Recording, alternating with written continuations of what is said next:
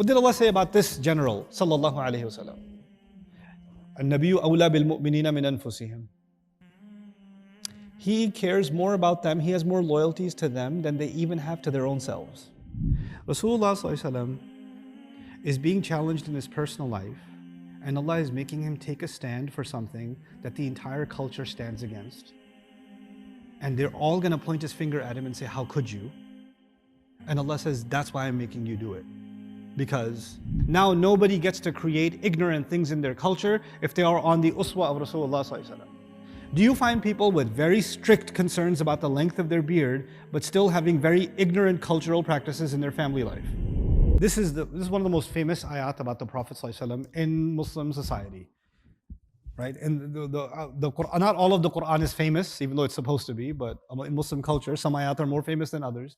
And this is one of those ayat that is very famous. لَقَدْ كَانَ لَكُمْ فِي رَسُولِ اللَّهِ أُسْوَةٌ حَسَنَةٌ. Right? Every seerah conference, people celebrating milad, anybody talking about Rasulullah sallallahu alaihi wasallam in any capacity, this is the ayah that comes up. I'm sure you've heard this ayah or about this ayah a million times in your life. The tragedy that I will begin with is I would argue that the vast majority of the times you've heard about this ayah, you haven't heard about it in its context in Surah Al-Ahzab. You've heard about it in every other way except where it is and what it's doing there. Right? So we're going to try to do that first before we learn anything else from this ayah. I'm not saying what you've learned about this ayah is wrong, but I'm saying, hey, it deserves its place first. It was placed somewhere for a reason first. And then we understand some other things from it, right?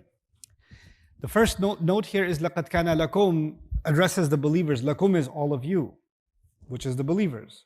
Pay attention to the previous ayat again, and this will become easier for you to understand. Let me open up Surah Al-Ahzab again. Okay, so listen to this.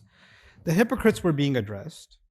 And then Allah said, يَحْسَبُونَ الْأَحْزَابِ, that the Bedouins, or they think the factions haven't left yet, meaning the hypocrites.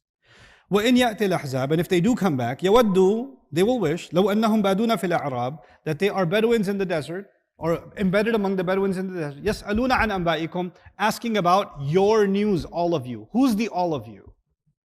If they're gone, then who's the you? The Muslims, the sincere believers.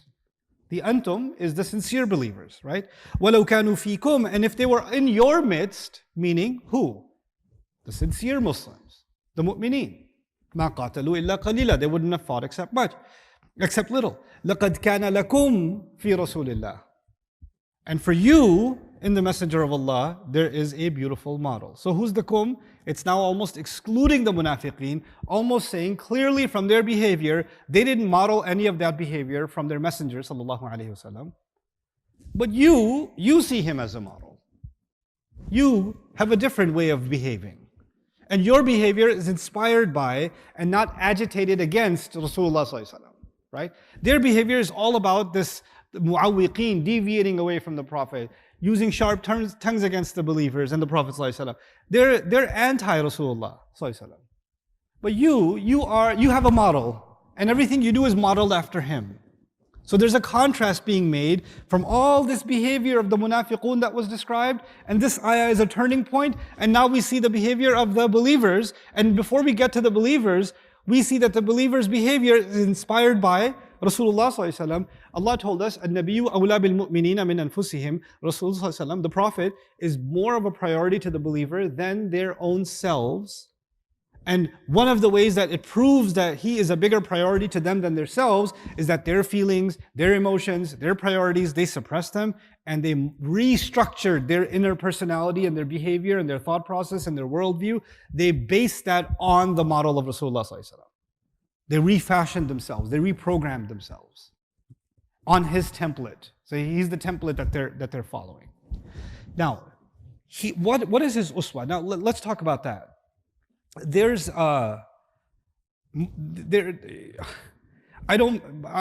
I'll qualify what I'm about to say with everything I will mention is important in its place. I don't have the kind of thought process that to make something important, I make something else unimportant or valueless, right? So for example, some people say, let's talk about the rights of parents. When I'm talking about the rights of parents, this is not a dismissal of the rights of children. Or if I'm talking about the rights of children, that doesn't mean that I'm dismissing the rights of parents. But if I did make the mistake of giving a khutbah about the rights of children, who's going to come up to me after the khutbah with a big problem? Parents. And say, you didn't say anything about the parents. Just because you're talking about one thing is not necessarily a rejection of the other, right? But the thing is, you're so used to rejecting A and only talking about B, the moment someone talks about B, you start thinking, oh, you must be rejecting A. No, A needs to be put in its place, B needs to be put in its place, and it doesn't have to be that you always have to talk about A and B at the same time to calm you down.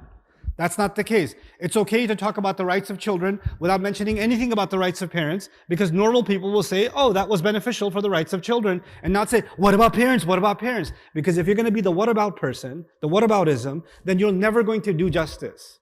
Because you can't even think about one thing without thinking about the other thing. You can't do it.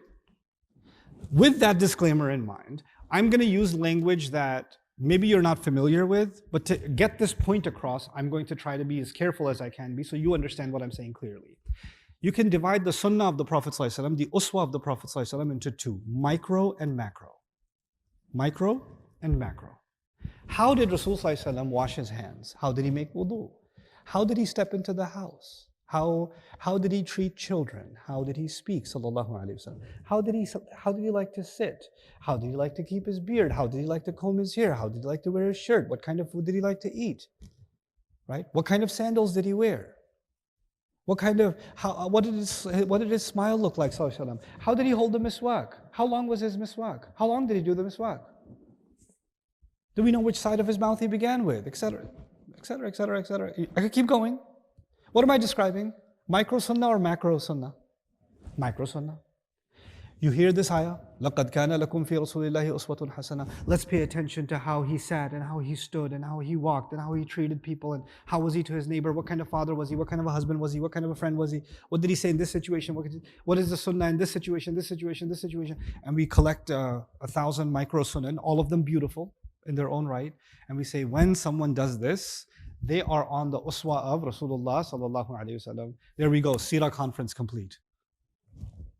Okay. Now the problem with that, in itself, it's not a problem. But what happens if you only talk about the rights of parents? What happens in a society when you only talk about the rights of parents? What starts disappearing? The rights of children. They start disappearing. It's no longer part of the conscience. And so every time we talk about the uswa, and we only talk about what? The micro sunnah. What starts disappearing from the Muslim conscience? The macro sunnah. The macro sunnah. They start disappearing. And that doesn't happen deliberately, but it happens as a collective conscience. And then, give it a couple of centuries. Forget give it a couple of years, give it a couple of centuries. And what's going to happen?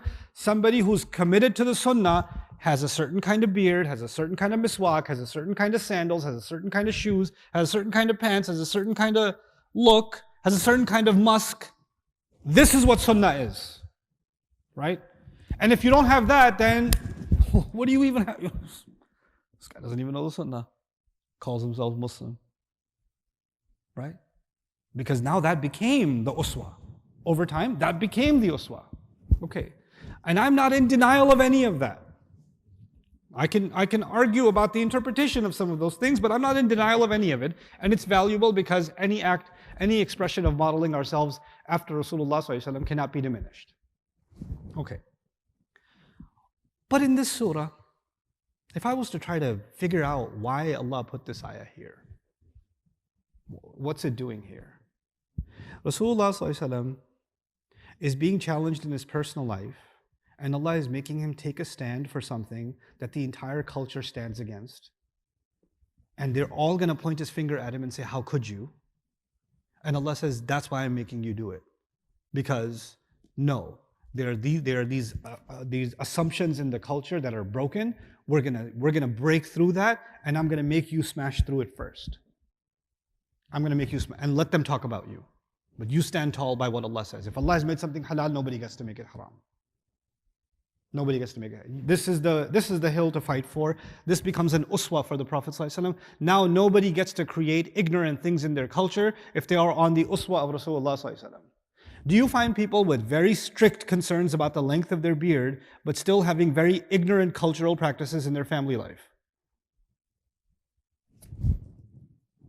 Uswa goes both ways. Wait, you can't. What happened here? What happened here? On the other hand, Rasulullah ﷺ is in Ahzab. There are people being shaken. Even the believers were shaken. Zulzilu zilzalan shadida. Munafiqun are running their mouth. The enemy is coming. And the women and children are unsafe. By the way, when this happens, when there's a leader, right? And the enemy forces are coming and it looks like they're going to die. If the king knew the castle's walls shall be breached, what are the closest companions and the closest advisors of the king? What do? They take him into a tunnel and get him escaped. Where is Rasulullah ﷺ during Ahzab? He's at the trench. He's breaking the boulder.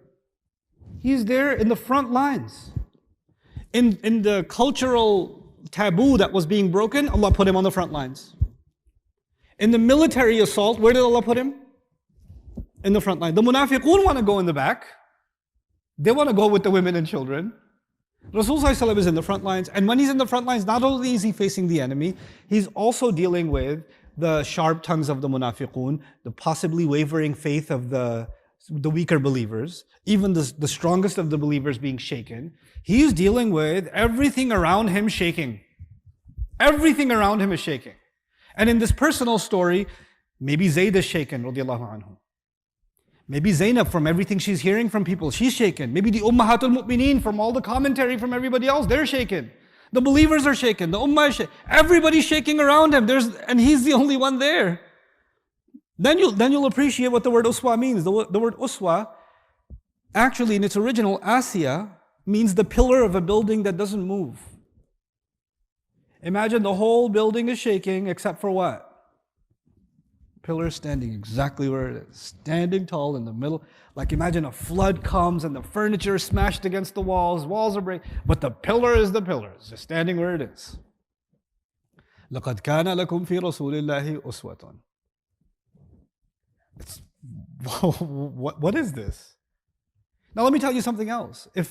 When a king has to fight a difficult war, sometimes he has to give up some things.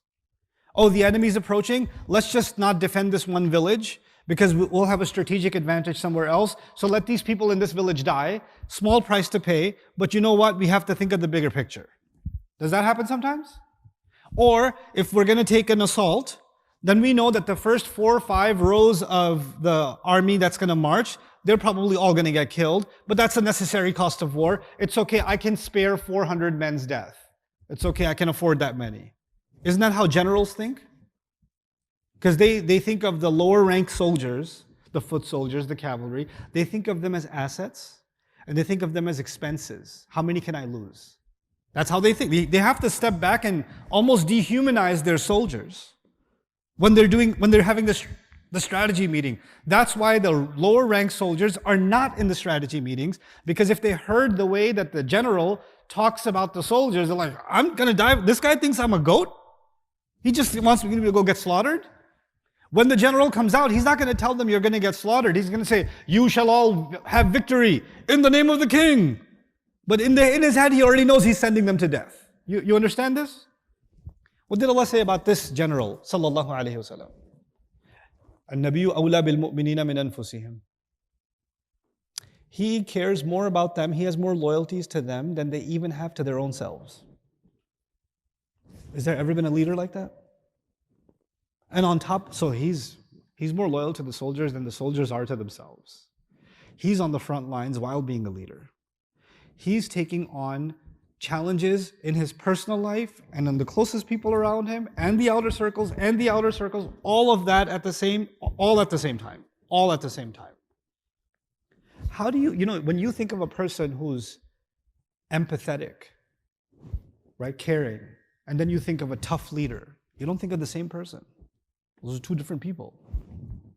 When you think of somebody who's very spiritual and you think of somebody who's very, worldly savvy, sophisticated, it's two different people.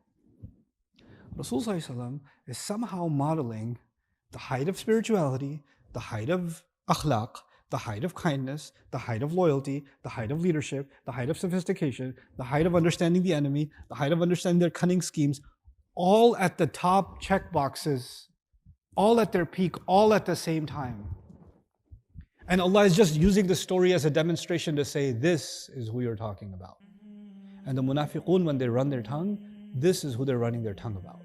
So you tell me, after the experiences you've had with your Rasul, sallallahu alaihi wasallam, is he not on the highest model? Is he not? Doesn't he have the best role model for you? Fusing the personal and public model.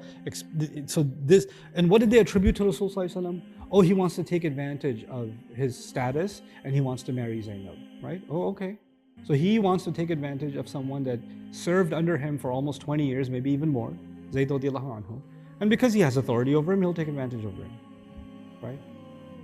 And Allah Azza wa Jal showed through the story and through the seerah itself, he doesn't even sacrifice the newest of the Muslims.